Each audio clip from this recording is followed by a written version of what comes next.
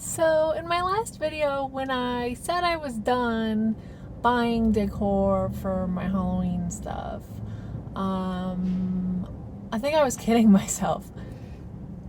I know I need a couple things for crafts, like to finish up the crafts that I outlined in the last video, especially the floral arrangement.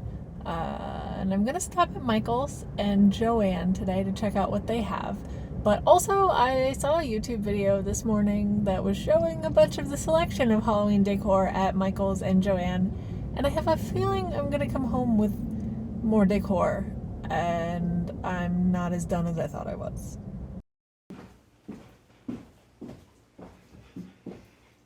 I know I said I was done. I really believed I was done, and I just wanted to pick up a few crafty things, but until I saw other people showing the Halloween lines at Joann and Michael's, I very much forgot to consider that craft stores have pretty solid seasonal decor.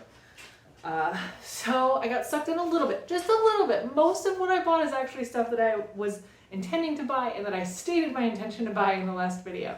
First place I went was Joann, and I got some picks to do my cemetery floral arrangement that I've talked about. The only other thing I picked up at Joann is a set of LED tea lights. They did have a good amount of decor out at Joann, but there was a lot of empty space on the shelf, so they probably only had less than half of what they're gonna have in, but they had a lot of space set aside for it. None of it really fit my vibe and my themes, so that was a good thing. There was a couple things I was drawn to, but they were a little more expensive. They did have a couple really nice wreaths that I liked. The only thing that I really wanted that I haven't purchased yet is a Halloween wreath. And I don't know if I'm going to this year because I'm having sticker shock for Halloween wreaths. And it might be one of those things that I wait and try to get one on clearance after the Halloween season, and then I'll have it for next year.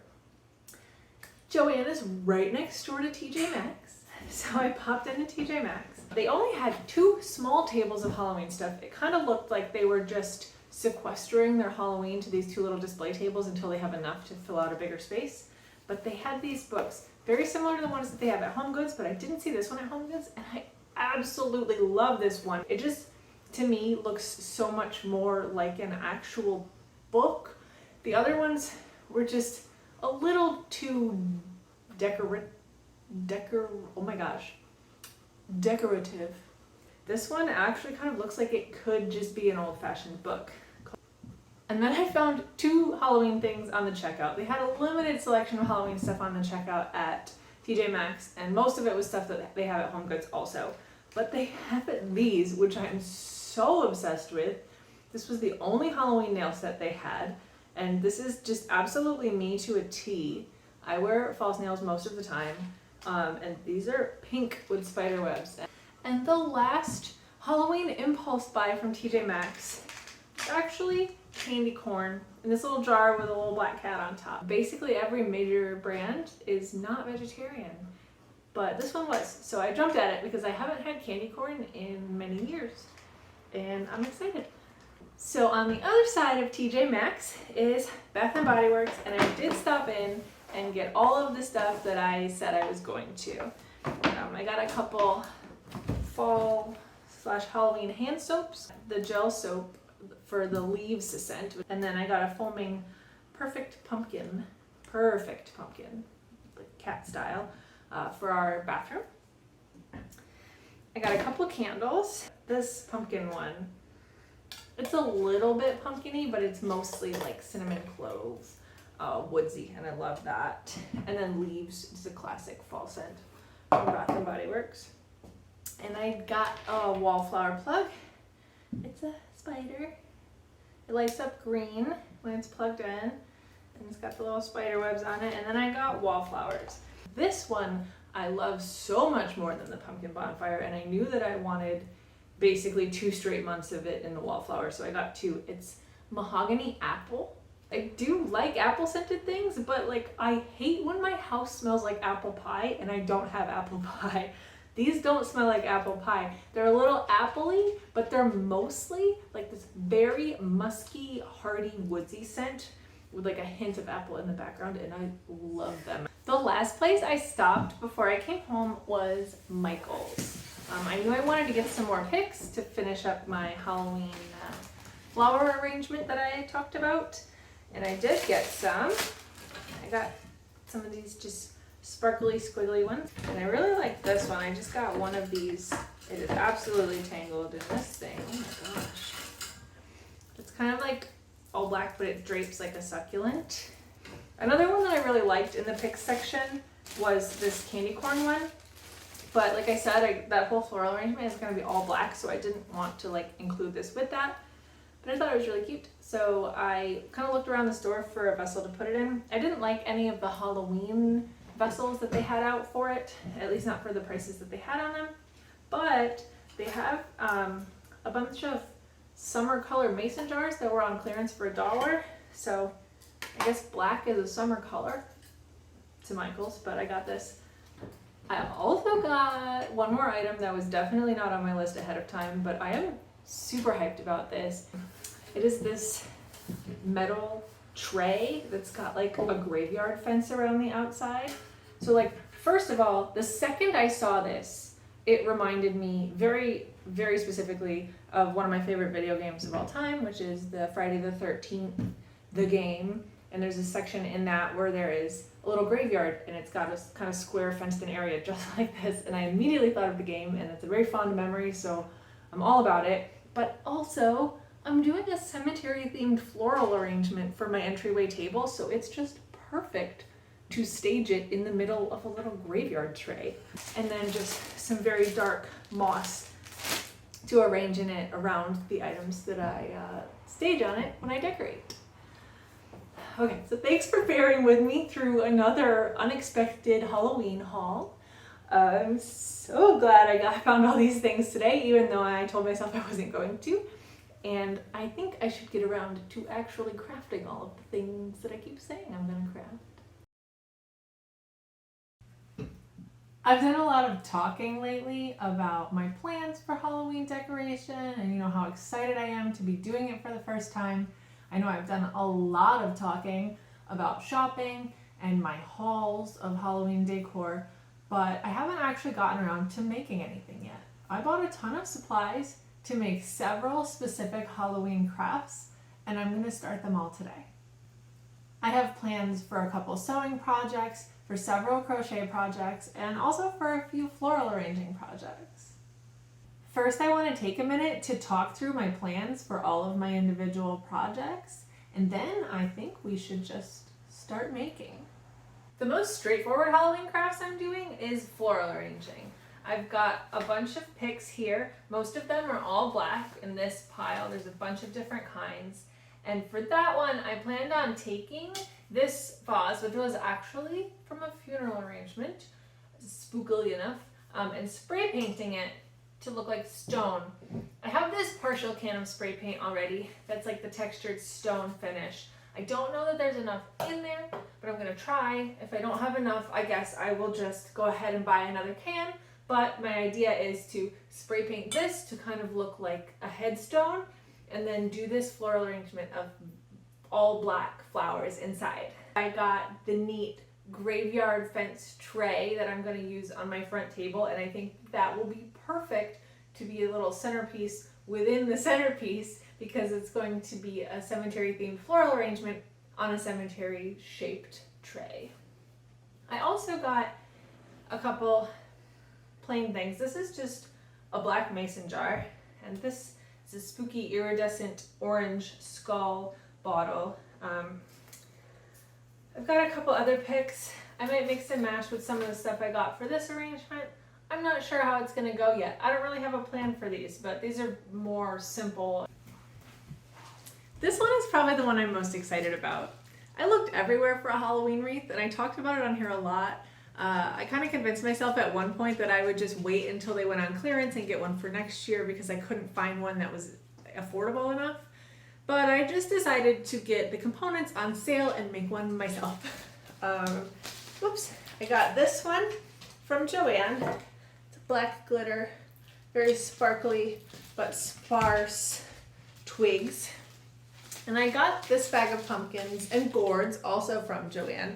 And they're assorted like harvest colored fall themed ones, and I got some paint pens because I'm going to draw jack-o'-lantern faces on all of these and attach them to the wreath. I think it's perfect because I love that since this is more of a fall harvest decoration than a Halloween decoration, they're actually kind of like, not realistic, but more realistic pumpkins and gourds, and I think that makes it a little extra creepy when I draw spooky jack-o'-lantern faces on them. Here we've got my 2 pieces of fleece. I talked about this in my previous video. I don't know if I want these to be 2 separate blankets or 2 sides of 1 blanket. I think it might be too warm if I do 2 sides of 1 blanket, but I really like that idea. I don't know. I guess we'll find out what I decide to do.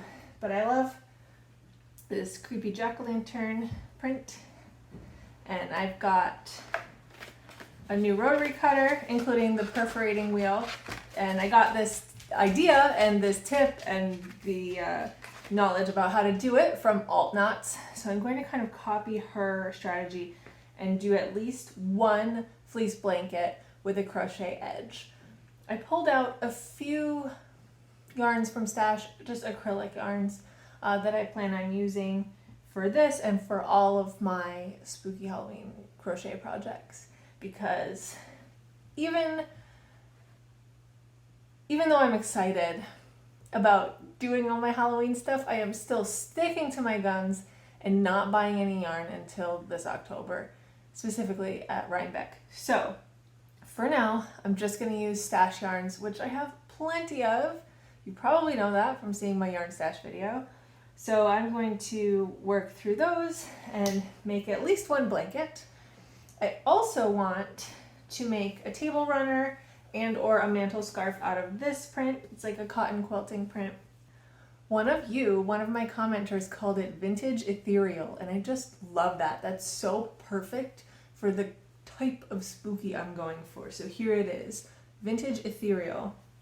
And then I also found, I don't even know if I'll use this, but last time I was at Joann, they had this Halloween fabric as a remnant. It's just this like ribbed knit with little bats printed all over it, and I have no idea what I would use it for, but it was like less than $3 because it was a remnant, and I'm doing all this Halloween stuff and I couldn't leave it behind. Okay, now over here we have the pile of stash yarns that I pulled out, a couple on-theme crochet hooks and stitch markers just to set the scene. I've got a couple packs of felt here and this free printout of a skeleton cutout that I printed off today. So my plan for these is to make a garland to go around my front window. I found a free pattern that I'm going to adapt that is for like a crochet spider web to go in like the corner of a door frame, and I'm going to adapt it to go all the way across above the window, and then I want to add stuff to it. My original plan was to make little pumpkins and little skulls and kind of do a cutesy garland, but I think I decided I want to go big. So I printed this. You can kind of see the scale. Here's half the skull here. So I kind of want to make a felt skeleton, and I got these down to embroider it as I need. I might paint parts too because it'll take a long time to fill in some of these bigger sections, but I want to do larger felt pieces, probably in addition to smaller ones, but I guess we'll see how it goes. So my rather nebulous idea is to make this like drapey spiderweb garland that goes over my window that maybe I can loop lights through if I want to, but it'll have this like oversized felt skeleton and jack-o'-lantern and like all of these Halloween things stuck in the spider web. Okay, enough talking. I'm so excited to get started. I don't know if it's the smartest thing to start with the project that I'm most excited about and burn through all my momentum in the beginning, but I'm excited about it and I want to, so I'm gonna do it.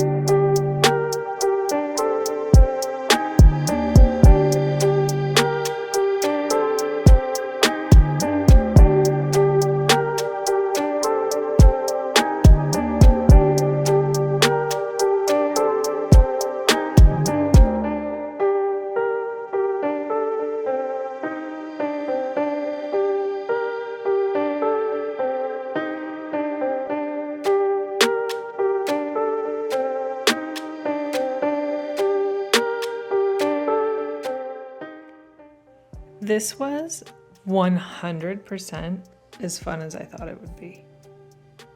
I loved this. Absolutely the perfect craft to start on.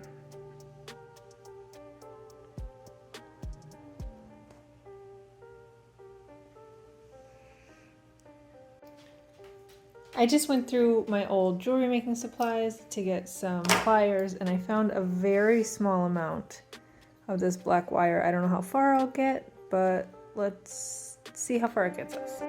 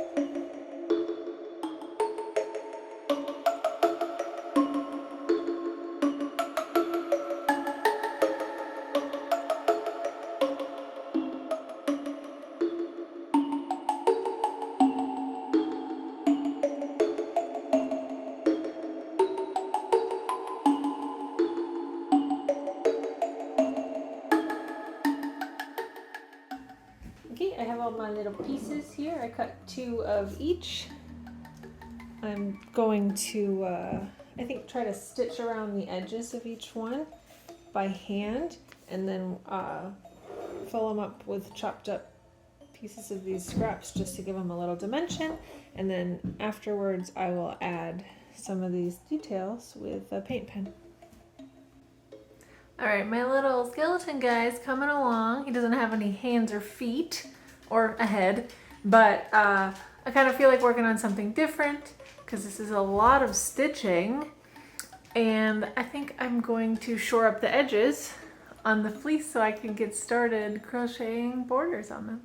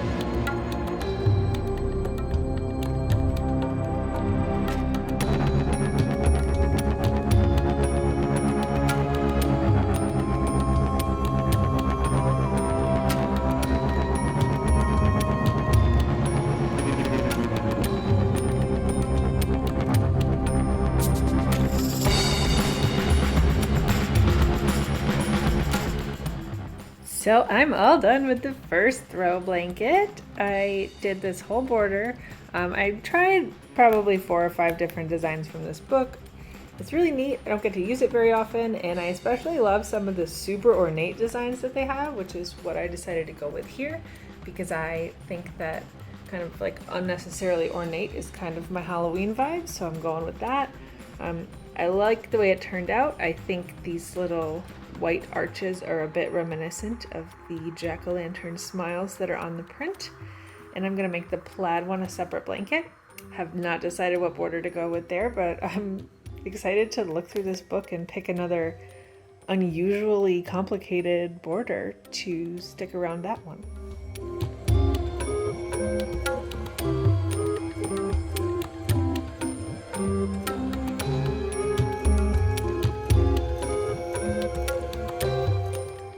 Alright, I just won an extremely intense game of Yarn Chicken doing the border on this blanket. I do really like how it came out.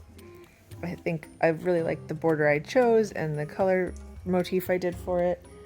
But I decided to add 1 row of single crochet around the top. That wasn't there in the border pattern I found in the book, but I thought that it just looked a little too unbalanced with the orange around the edge, and I wanted to wrap it up with the gray.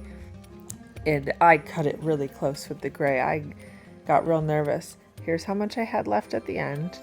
I started with a whole skein and just did these 4 rows around this blanket, but whew, we got there. Man, that feels good.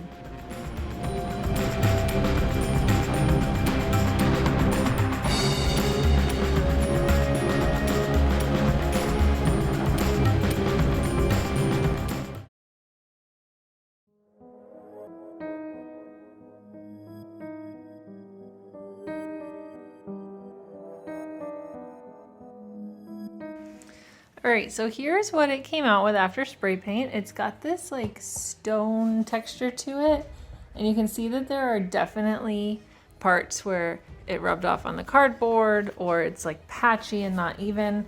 That's fine. It's supposed to look like an old headstone. So I'm actually going to take some paint and these makeup sponges and kind of try to give it that like mossy headstone vibe.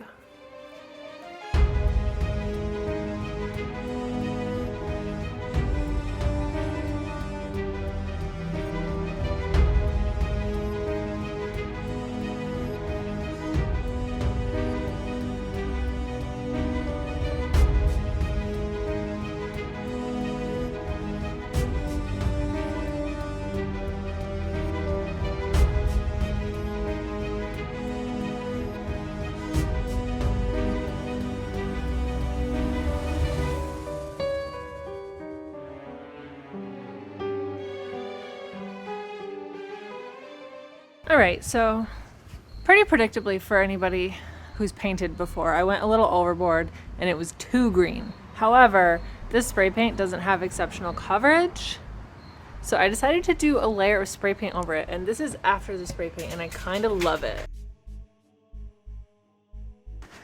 Alright, so I did just spray paint my vase that I'm gonna have for my like cemetery black floral piece.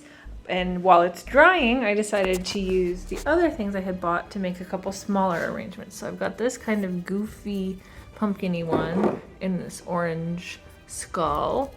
And then I've also got this black mason jar that just has these cute candy corns and these squiggly, glittery bits.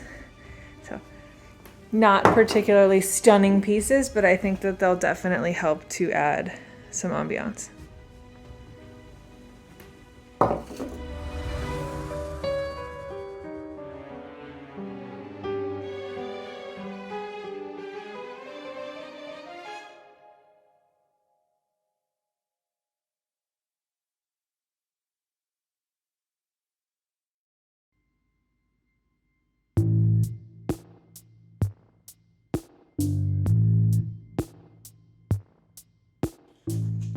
So unfortunately, my Halloween craft project has been really slow. I did manage to finish both of the throw blankets. I've got the jack-o'-lantern one and the kind of fall one.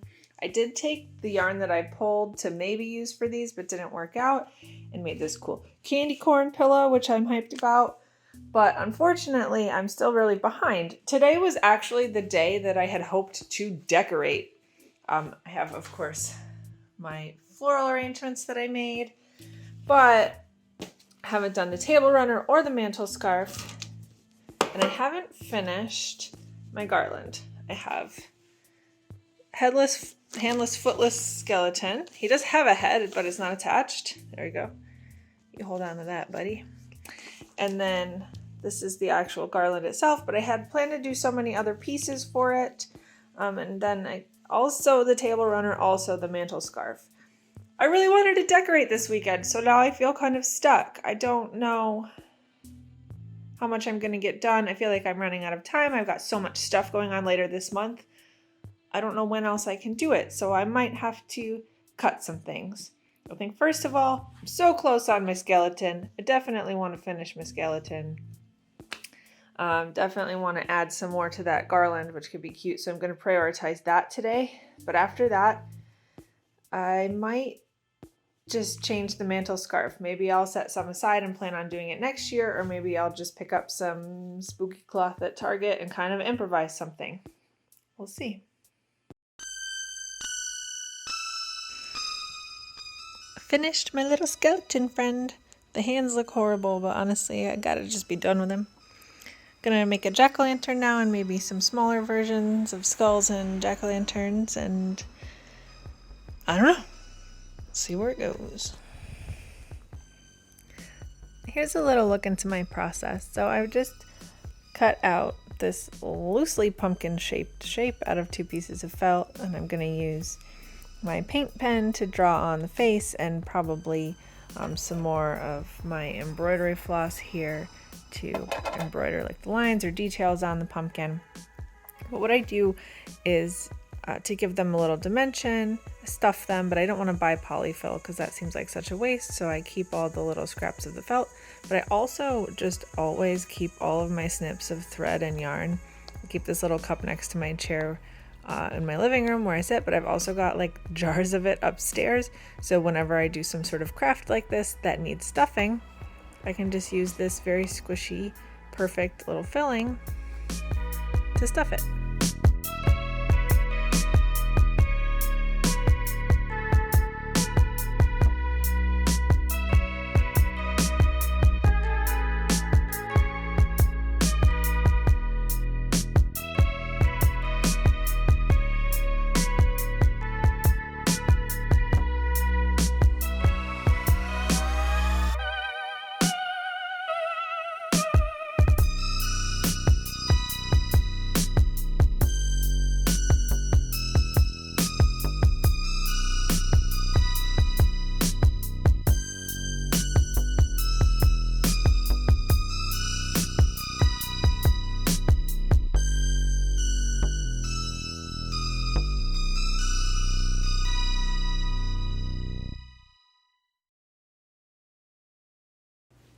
So I finished the table runner. I literally did nothing. I just kind of cut the fabric, completely winging it, seamed these 2 pieces together and hemmed all the edges. You can see it's a lot bigger than my regular table runner, entirely because I didn't measure anything and just completely guessed. I did save a cut of the fabric to hopefully use next year for a mantle scarf because I do really want to, but I'm just out of time. So I'm gonna clear off this table and show you everything that I made for this year. Okay, so in the end, I did manage to make most of the things I set out to make. I got my 2 throw blankets. And then with the extra yarn that I had pulled for that, I did also make this candy corn throw pillow, which was not what I intended. I also made 3 floral arrangements, which I only really intended to make the one big one, but then there was just some cute pics that made it really easy to make small, simple arrangements. This one, of course, is my favorite, the one that I put so much effort into and I painted. I don't know how well the green comes across on camera, but it does have this great sheen. It looks like rock that's turning green, which was exactly what I was going for.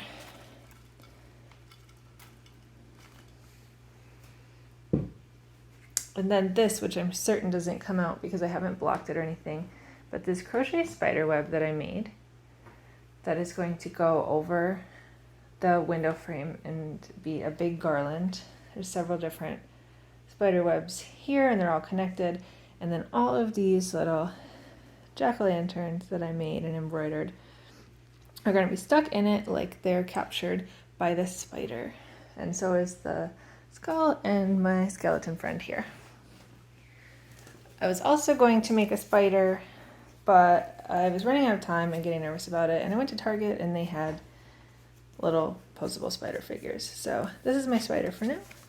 Maybe I'll make my own spider next year, but right now, I'm ready to decorate. So I hope you enjoyed watching me make all of these spooky Halloween things for the first time. I'm definitely going to be doing this like every year from now on. It was really fun, and I wish I had more time to work on the things that I did do. I hope you got some cool ideas from it, and that you are also crafting your own DIY Halloween. Tag me on Instagram if you are. I'd love to see this kind of stuff. And check back next week because I am going to do a video about actually doing all my decorations, which is the real exciting part. So tune in then, and until next time, see you around.